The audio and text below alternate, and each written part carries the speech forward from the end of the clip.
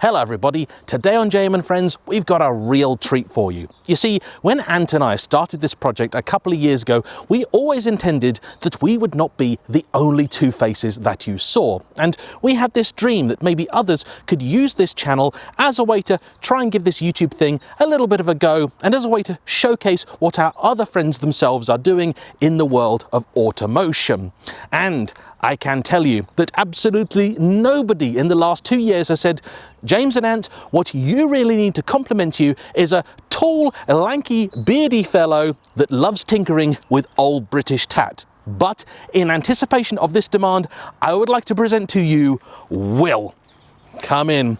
Now, some of you may have heard him before, but maybe not seen him, because he is the third host of our new podcast, The Radiator Arms. But today he is flying solo, and in this video he is going to be talking to you about his genuine barn find 1990 Maestro and what he does to revive it after a nice long winter's nap. And so I would like to ask all of you to give Will a big friendly JayEmm family welcome to the channel, and give us all your feedback on what you like or don't like about what he's up to, and with a little bit of luck we might be able to persuade him to come back soon. So take it away, Will.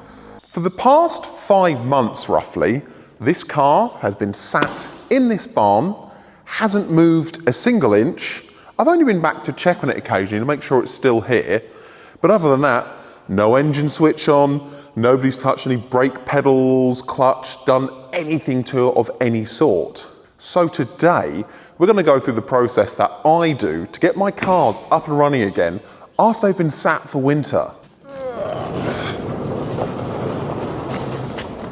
Ugh, this car was clean before I drove down to this farm. First, I need to make sure that the clutch is free, that the brakes are free, and that obviously that the engine turns over by hand. Then I need to check all the fluids and levels and make sure nothing has leaked out and there's no leaks around any of the brake components, any of the fuel components. So I've got to check the fuel hoses and things like that. So let's get started by seeing if it even moves.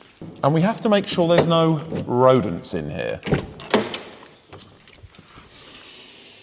Well, it still smells fresh and clean, probably because I put a whole load of dryer sheets down and some mothballs to stop critters wanting to get into here and do nasty things to it. So, handbrake has been left down. Yep, it's still moving freely by itself. That's good. Yep, we've still got a solid brake pedal. Let's have a little look underneath here and see how things are going. And so far, things look pretty good. Now, I can see that the coolant level hasn't actually changed at all. So we've had no drips or drops of coolant, which is great news. It's a little bit damp on the top of the block, underneath the thermostat area, tiny little bit, but that could just be a little bit of a drip. Someone doesn't look like coolant, it actually looks a little bit more like oil, to be honest with you. Now let's check our oil quickly. And you can see that that's actually a little bit over the max, to be honest, but it probably was beforehand anyway. But it's, yeah, that's bang on. We haven't leaked any oil anywhere. Let's check the levels of the dashpot quickly. Yeah, that's still full of oil. The piston doesn't appear to be stuck or anything like that. So that's pretty good. And to remind everybody what we've got under the bonnet of this car, we have the venerable 1275 A series engine attached to a 4-speed Volkswagen gearbox. It's got electronic ignition, which is quite nice, and a single HIF 44 SU carburettor. So another thing I have to do is remove these rags I put in the intake. Now, I put a rag in the intake to stop any little mice or any other creatures getting into there and getting into the air filter area or getting into the engine and potentially making any nests or just causing any havoc. Now, unfortunately, as we know, there are some issues with modern products when it comes to automotive things. One issue is that unless you get it from a good supplier, fuel hose isn't very good. I got this car back on the road after it had been sat in a barn for 19 years at the end of 2022. And I put brand new fuel hose on it in early 23. And when last year I put this back on the road again in 2024 March time, half of the fuel lines had just completely disintegrated and were almost ready to leak again. So I had to replace them all again, and I'd already put a brand new fuel hose on it around a year before. So that is why we're going to inspect that fuel hose and make sure it's all okay. So we're just going to pop the air filter housing off, and by doing that we'll be able to get a good look at all the fuel hoses. Now, from what I can see here, they're all in good condition. All the hose that I did replace is actually okay. And all the vacuum hosing is good. There's no splits or cracks anywhere on stuff. So that's a really good result. Now, having a little look underneath the car, we can see that there are no leaking brake unions or anything like that. There has been no leaks on the floor from any fuel near the fuel tank. Yeah, you can see the fuel hose under there and there are no issues whatsoever. So I think we're doing okay on that regard. And also just making sure that the actual piston in the carb is moving freely, which it is. Throttle linkage is moving. Choke mechanism is moving as it should. So we're in the car itself now, and let's have a little look. Gear linkage all seems okay. Going into all the gears. Clutch pedal feels good. Brake pedal is feeling solid. Accelerator pedal isn't stuck, anything like that. I mean, my dash cam has fallen off, but never mind about that. Ooh! So what I'm going to do is I'm going to pull the plugs in a second, and then I'm going to look at rotating the engine. And I kind of want to do it without any plugs in, because I'm probably going to put a little bit of a Bulldog BDX just down the cylinders to lubricate the walls a little bit. Do I need to do this after the amount of time it's sat? Probably not, but you know what, I'm gonna just play it safe, and I'm gonna do that anyway. Now, before I forget, to make sure that it's done before we hit the road, I'm just gonna top up the brake fluid reservoir. Now, I'm sorry that the lighting isn't the best in here. I've done what I can with it, so you'll have to bear with me. But fortunately, it's actually quite a simple engine to work on. I know you've got these plugs out, it is quite nice. Simple case of just boop, bosh it off, and let's have a look, because I've never actually taken the plugs out of this after I got the car running a couple of years ago to inspect them to see kind of how things are burning. And it doesn't appear like it's been running too awful, to be honest. I might need to adjust the mixture there a little bit, but overall, I have seen much worse plugs than that come out of an engine. I've also brought a little kind of brush with me so I can clean any debris and gunk off them and make sure when they go back in, they're going to make a nice clean burn. Now, I just want to say while I'm doing this, a big thank you to James and Ant for giving me the opportunity to muck around doing some wrenching on camera for the JayEmm and Friends channel. Now, I'm sure some of you will know me from the Radiator Arms podcast that we do. I'm one of the three, one of the co-hosts. And we have talked about this car a little bit on there before. And there is going to be some content on this car coming up this year on the JayEmm and Friends channel. So if you guys want to see a little bit of wrenching on old cars, or just working on cars in general, and me doing something a little bit different to the norm on the channel, let me know in the comments, because this is kind of like a trial test video. If you like what you see, then let us know and we'll do more. Also, I don't know if I've said, this car has only got 42,000 miles on the clock, and it only just had 40,000 miles on it when I actually pulled it out of the barn it was stored in. And the last plug also looking very similar. Right, so the next thing we need to do is get the battery back in the car, because I took this away with me and I've left it on a maintenance charger for the last like 5 months basically. Now, I couldn't see any evidence of mice or rodents or any other critters knocking about having had its way with any wiring. So we're just gonna, yep, little spark, but no funny smells. Can't see any fire or flames. So I'm going to pull the positive lead off the top of the coil to make sure that we have no electricity going into that yet. I mean, I've got the king lead off anyway. That's another thing I took with me when I was making sure nobody could steal it, basically. Probably unnecessary, but just a little. It's running out, the old Bulldog BDX, and I have to put another order in. Now, I said I was going to turn this over by hand, but I don't know if I can be bothered to climb onto the floor. Now, the main thing I want to do is just check that everything's looking okay and it turns over, which it does. And also, just want to see if it builds oil pressure first. Look at that. Oil pressure light has gone out. And that just means we won't have a startup where it's knocking and nothing's been lubricated, because all the oil has drained back to the bottom of the sump and hasn't got up to any of the valve train. And we didn't even make too much mess with the older fogging of the cylinders. Okay, so let's pop these plugs back in quickly. I also always like, if I can, to do these up by hand at first, because the last thing you ever want to do is strip a spark plug hole out. That'll be one of the worst days of your life. And I'm putting the plugs back in the same order that they came out of. Littleton, you don't have to do these up too tightly. You really don't want to do that. I just want to give it a crank and just see how it sounds. Make sure it's all sounding like it's still got full compression and there are no other issues like that.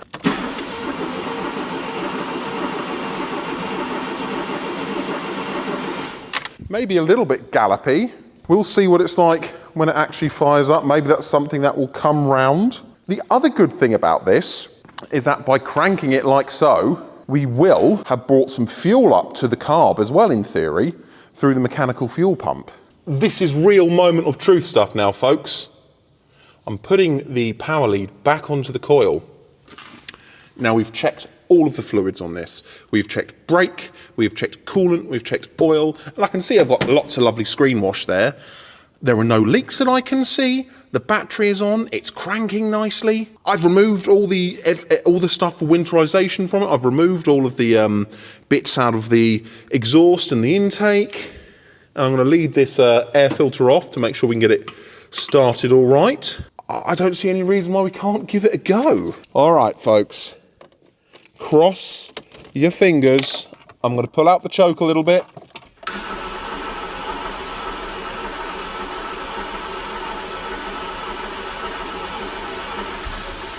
Oh, come on. Come on. Hey.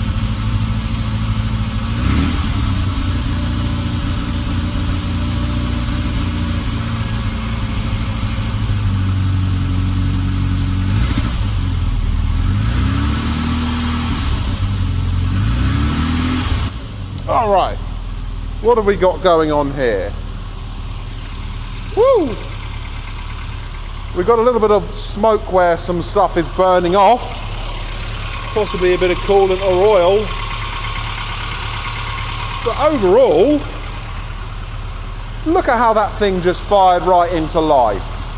And people would say that British Leyland tap was unreliable. Well, here's your proof that it's not.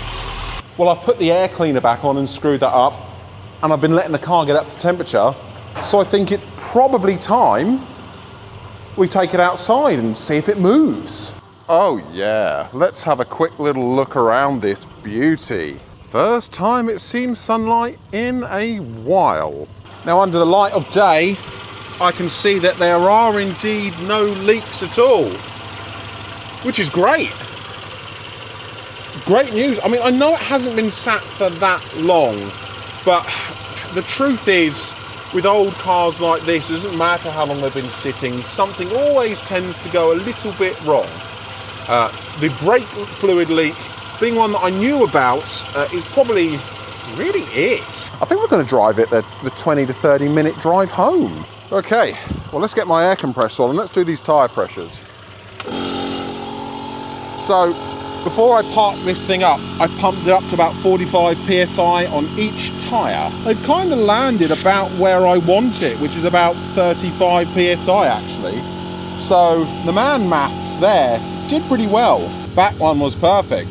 This one was a little bit lower, about 30, but you could have still driven it home on that. Yeah, That's perfect. Okay, let's pack the Golf up and put that in place where the Maestro was, and let's hit the road maybe. Well, I just did a quick walk around test and all the lights appear to be working as they should. My car is sat in its place in the barn, so I can come and collect it in a couple hours time when I get a lift from my wife. So I think it's time we get this thing on the road. Now, I'm going to apologise in advance. I don't know how shaky this footage is or isn't going to be. I'm going to do my best to fix it in post, but this mount is a little floppy and not a proper car mount. When I do some more videos on this, I may have to ask James if I can borrow one of his nice windscreen camera mounts.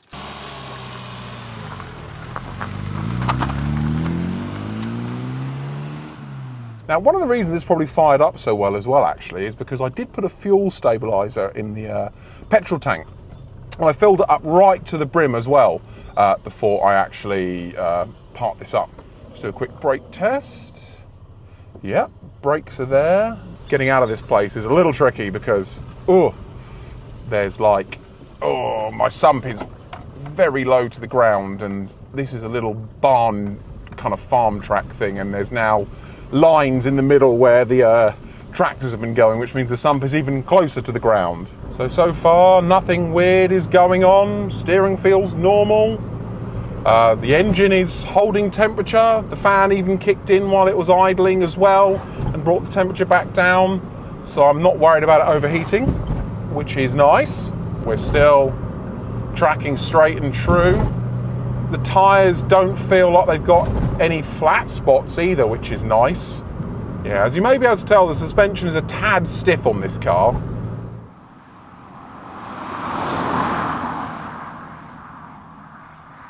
I've missed this old thing. It's just so different to drive compared to modern cars. Obviously, it's got no power steering, which is a laugh. It's got the tiny little A-series engine with the carburetor on it and almighty 68 to 70 horsepower. It's got a 4-speed gearbox as well. Obviously, no air conditioning, no luxuries like that. And with the windows down, you can really smell the countryside air, which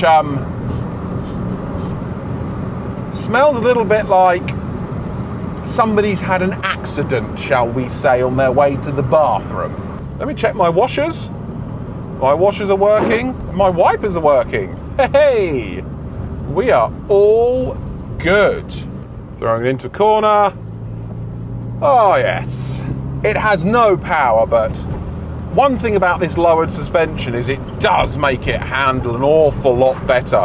We're up to about 50 miles an hour now. No issues with the steering wobbling, going down the road straight.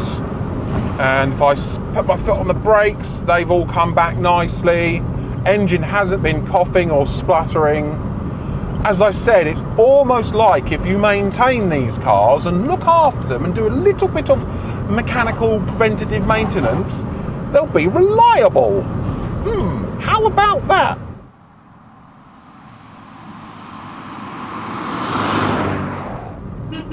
Horn still works.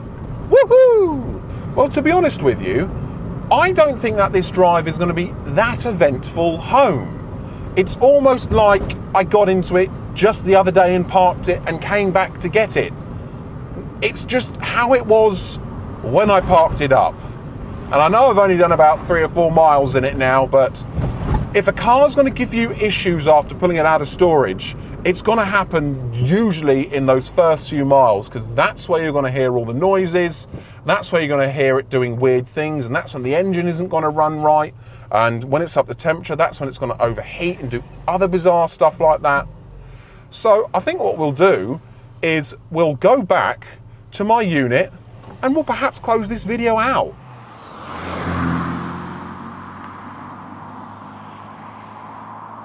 Well, there we go. Thanks for that, Will. I don't know about all of you, but I really enjoyed that little video. Now, what's next for you and the Mighty Maestro? Well, the Mighty Maestro needs a few little things. The first major project I'm planning to do to this year is a 5-speed conversion. I've got all the bits for a 5-speed conversion, and I think that will make the car a lot better. It needs some cosmetic stuff. It's really going to need some exhaust work, and eventually it's going to need probably some new coilovers and some other bits and bobs. So what kind of things would you want to see if I was to make more videos on this car? Because it's always like any old classic car, needs a bit of tinkering with. You interested in general tinkering or more big jobs? I think that's for the audience to tell us. That is indeed. We've also, of course, got your Golf Yes. to do a video on, and I've said to Will that at some point this year we're going to send him out in some of my cars. Oh. So if there's anything from the JayEmm fleet you'd like to see him behind the wheel of, please do let us know in the comment section down below. But all that remains to be said is a big thanks to you, Will, for joining us here at JayEmm and Friends. Don't forget, you'll find him at the Radiator Arms, propping up the bar every week, 7 o'clock on Monday morning. And all that we have to say then is thanks for watching, and we will see you for the next one. Bye-bye. Bye. That's it. That's Perfect. it. One and done. Now, Yeah. the audio was on, wasn't it? Yeah, probably.